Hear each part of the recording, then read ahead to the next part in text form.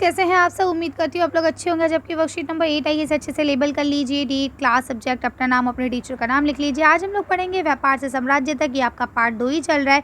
इसका आज जो आपका विषय होगा वो होगा सर्वोच्चता का दावा और विलय नीति। ठीक है कि यानी सबसे ऊंचे हम हैं और उसके अलावा विलय नीति क्या थी, ये सब चीज़ें हम लोग जानेंगे।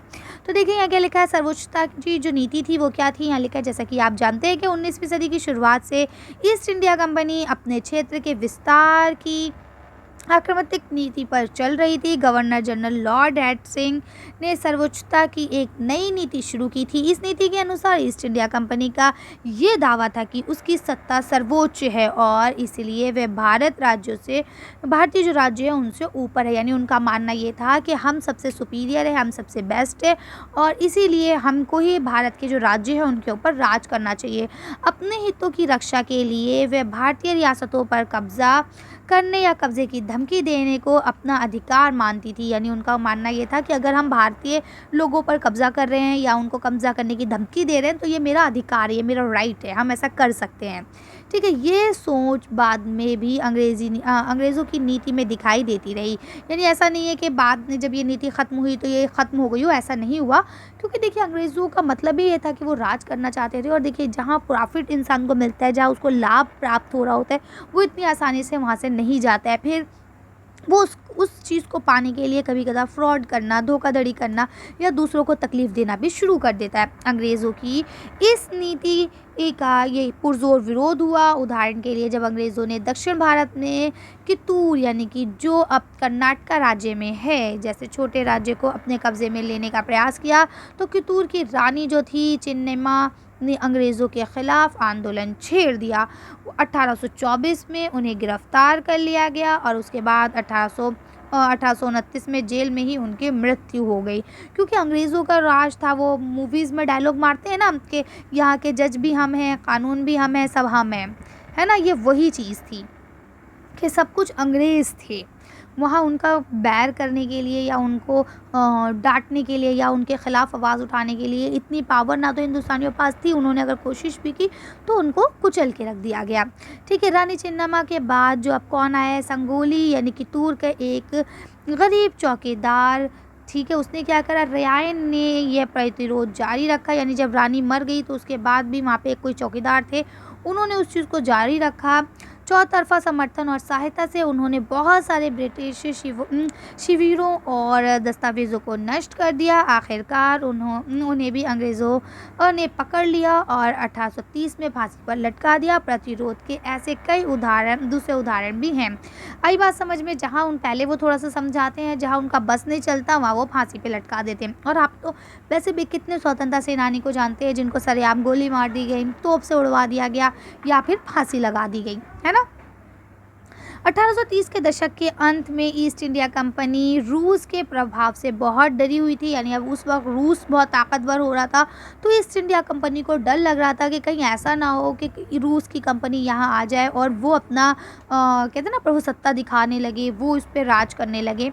कंपनी को डर था कि कहीं रूस का प्रभाव पूरे एशिया में फैलकर उत्तर पश्चिम से भारत को भी अपने चपेट में ना ले ले। इसी डर के चलते अंग्रेज़ अब उत्तर पश्चिम भारत पर अपना नियंत्रण स्थापित करना चाहते थे। उन्होंने 1842 में अफ़गानिस्तान पर और 1843 में सिंधी पर और 1849 में पंजाब पर शासन स्थापित कर लिया। ठीक है, यानी अब उन्हें लगा कि अगर मैं इस तरफ का एरिया छोड़ दूं खाली, यानी जो आपका पाकिस्तान, अफ़गानिस्तान, पंजाब ये वाला एरिया, अगर मैं इसको खाली छोड़ देता हूं तो इधर से फ्रांस के जो लोग हैं वो कहीं इसके पे कब्ज़ा करके धीरे धीरे हमारी तरफ ना आ जाएं। क्योंकि इन्होंने तो यहाँ पे कब्ज़ा करा था ना, ये आपके कैलकाटा की तरफ, है ना। तो इस वजह से उनको ये डर लग रहा था कि कहीं ऐसा ना हो, इसलिए उन्होंने जल्दी जल्दी अफ़गानिस्तान, सिंध, पंजाब सब पर अपना शासन जमा लिया। अब पढ़ते हैं विलय नीति क्या थी। तो आपको पता चल गया ना कि सबसे ऊपर प्रभुसत्ता वाली नीति क्या थी। ठीक है, अब हम पढ़ते हैं विलय नीति। तो विलय नीति जो थी ये थी अधिग्रहण की आखिरी लहर। 1848 से 1856 के बीच गवर्नर जनरल बने लॉर्ड डलहौजी के शासनकाल में चली। लॉर्ड डलहौजी ने एक नई नीति अपनाई जिसे विलय नीति का नाम दिया गया। ये सिद्धांत इस तर्क पर आधारित था कि अगर किसी शासक की मृत्यु हो जाती है और उसका कोई पुरुष वारिस नहीं है तो उसकी रियासत हड़प कर ली जाएगी, यानी कंपनी क्या करेगी, कंपनी के भूभाग का हिस्सा बन जाएगी। इस सिद्धांत के आधार पर एक के बाद एक रियासतें सतारा, संबलपुर, उदयपुर, नागपुर और झांसी अंग्रेज़ों के हाथ में चली गई। आई बात समझ में? क्या था कि अगर कोई बादशाह है और उसका कोई बेटा नहीं है, जैसे अब अगर पहले यह था कि बादशाह नहीं था, अगर उसकी सिर्फ बेटी है बादशाह के बाद, तो बादशाह क्या करता था, अपनी बेटी की शादी करके या तो बेटी को ही, अगर वो बेटी इस लायक है तो बेटी को ही दे देता था, नहीं तो ये है कि जो दामाद आता था वो संभाल लेता था, है ना। लेकिन अब इन्होंने क्या कहा, या फिर ये भी होता था कि मान लीजिए भतीजे हैं, भांजे हैं, वो लोग इस पे बैठ जाते थे। लेकिन अंग्रेज़ों ने विलय नीति निकाली जिसके तहत उन्होंने क्या काम करा, उन्होंने कहा अगर कोई ऐसा बादशाह है और जिसके कोई पुरुष लड़का सुल्तान नहीं है, लड़का नहीं है उसके, है ना, बेटा नहीं है अगर उसके, तो उसकी जो रियासत है वो उसकी बेटी को या उसकी बीवी को नहीं दी जाएगी, बल्कि वो सरकार के पास, कंपनी के पास चली जाएगी। और इस तरह से उन्होंने सतारा, संबलपुर, उदयपुर, नागपुर, झांसी ऐसी कई जगहों को हड़प लिया। आखिरकार 1856 में कंपनी ने अवध को क्या करा, अवध यानी लखनऊ, ठीक है, जो हम लखनऊ के नाम से जानते हैं, उसका कुछ हिस्सा पहले अवध हुआ करता था, अवध को भी अपने नियंत्रण में ले लिया। इस बार अंग्रेज़ों ने एक नया तर्क दिया। उन्होंने कहा यानी देखिए, जब वो कुछ काम करते थे तो ऐसा नहीं है कि वो बिल्कुल जूते की ज़ोर पे ही करते थे, वो अपने आप को मतलब दिखाते भी थे कि भाई हम बहुत शरीफ हैं, बहुत नेक हैं और हम ना हिंदुस्तानियों का भला चाहते हैं, इसलिए हम ऐसा कर रहे हैं, समझ रहे हैं। तो उन्होंने तर्क दिया, क्या दिया, उन्होंने कहा कि अवध की जो जनता है अगर नवाब के साथ रहेगी, ये कुशासन है, यानी कि ये गलत शासन कर रहे हैं, हमें इसे आज़ाद कराना चाहिए, कर्तव्य के बंधे हुए हैं, इसीलिए वे अवध पर कब्ज़ा करने के लिए मजबूर है। यानी कि उनकी बेचारों की अपनी कोई गरज नहीं थी, वो अपनी खुशी से कब्ज़ा नहीं कर रहे थे, वो अवध के लोगों को आज़ाद कराने के लिए कब्ज़ा कर रहे थे। अब देखिए कितना बड़ा झूठ है ना। तो यही है, वो झूठे सच्चे अपने तर्क देते रहते थे और कब्जा करते रहते थे। यहाँ लिखा, अपने प्रिय नवाब को जिस तरह से गद्दी से हटाया गया उसे देखकर लोगों में गुस्सा भड़क उठा और अवध के लोग भी 1857 के महान विद्रोह में शामिल हो गए। आप सब जानते हैं हिंदुस्तान की आज़ादी का जो सबसे पहला विद्रोह जो बहुत पुरजोर हुआ, जिसके बाद पूरी तरह से हिंदुस्तान उन लोगों के, अंग्रेज़ों के कब्ज़े में चला गया, वो 1857 में हुआ था, जो बहादुर शाह ज़फ़र की निगरानी में हुआ था, है ना। इसके बाद बहादुर शाह ज़फ़र को भी हटा दिया गया था, उनको भी निगाहबंद कर दिया गया था, नज़रबंद जिसे हम लोग कहते हैं, उनके बेटों को मार दिया गया था और अंग्रेज़ों ने पूरे भारत पर कब्जा कर लिया था। इससे पहले टीपू सुल्तान या और बहुत सारे छोटे छोटे युद्ध हुए, झांसी की रानी, ये फलाने ढिमागे, लेकिन 1857 का जो है वो सबसे मेन माना जाता है, ठीक है। अब पहला प्रश्न लिखा है, सर्वोच्चता की नीति क्या थी, सर्वोच्चता की नीति किसके नेतृत्व में शुरू की गई, तो चलिए इसका आंसर देखते हैं। यहाँ से लिखेंगे कि गवर्नर जनरल लॉर्ड हेस्टिंग्स के तहत ये सर्वोच्चता की नीति शुरू की गई थी। अब कंपनी ने दावा किया था कि उसका अधिकार क्या है, वो सबसे ज़्यादा सुपीरियर है, सबसे ज़्यादा सर्वोच्च है, इसीलिए वो भारतीय राज्य जो हैं उनसे अधिक शक्तिशाली हैं और उनसे अधिक अच्छे हैं, ठीक है। ये उनका उनकी नीति के तहत ये चीज़ें थी, ठीक है। चलिए आगे पढ़ते हैं। नेक्स्ट क्वेश्चन आपका है कि विलय नीति का सिद्धांत क्या था, ये सिद्धांत अनैतिक क्यों था, तो चलिए इसका आंसर देखते हैं।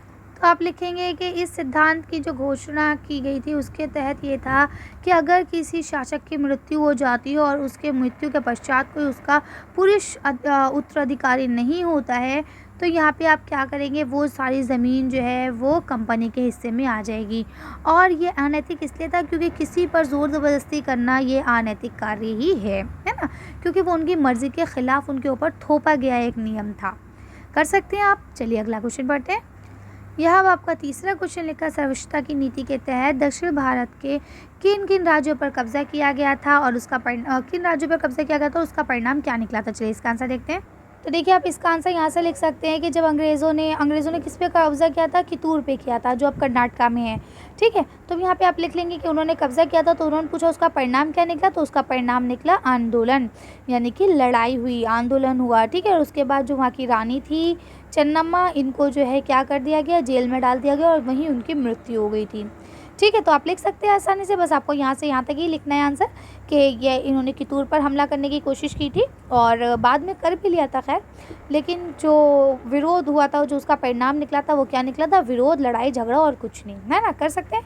आगे पढ़ते हैं। अब यहाँ देखिए आपका फोर्थ क्वेश्चन लिखा है, ईस्ट इंडिया कंपनी रूस के प्रभाव से क्यों डरी हुई थी, उन्हें रूस से क्यों डर लग रहा। तो चलिए इसका आंसर देखते हैं। तो देखिए वो ये मान के बैठी थी कि किस तरह से रूस पूरे वर्ल्ड पे फैल रहा है, कहीं ऐसा ना हो कि वो पूरे एशिया पे कब्जा करके और उत्तर पश्चिम भारत में प्रवेश करने लगे। ठीक है, इसी डर से उन्होंने प्रेरित होकर क्या करा था, उत्तर पश्चिम पे अपना हमला, अपना नियंत्रण करना शुरू कर दिया था। ठीक है, और उन्होंने अफ़गानिस्तान और आपका सिंध और आपका पंजाब उस सब पे हुकूमत कर ली थी। अभी हमने पढ़ा है ना, वही चीज़ यहाँ पे आपको लिखनी है। कर सकते हैं आप आंसर। चलिए अगला क्वेश्चन पढ़ते हैं। अब ये देखिए आपका लास्ट क्वेश्चन है, यदि आप कित्तूर के एक नागरिक होते तो ईस्ट इंडिया कंपनी के विरोध में आपकी क्या प्रतिक्रिया होती, आप कैसे क्या काम करते थे। चलिए इसका आंसर देखते हैं। तो मैंने बहुत सिंपल सा आंसर लिखा है कि हम भी अपनी पूरी ताकत लगा देते और अंग्रेज़ों का विरोध करते और साथ में उन्हें अपने राज्य पर कब्जा करने से रोकते। ठीक है, कर सकते हैं। चलिए तो आज की वीडियो को हम ये खत्म करते हैं। आज की वर्कशीट में बस इतना ही। अगर आपको हमारी वीडियो पसंद आई हो तो प्लीज़ इसे लाइक और शेयर करें। अगर अभी तक आपने हमारे चैनल को सब्सक्राइब नहीं किया तो प्लीज़ हमारे चैनल को सब्सक्राइब करें। Thank you for watching.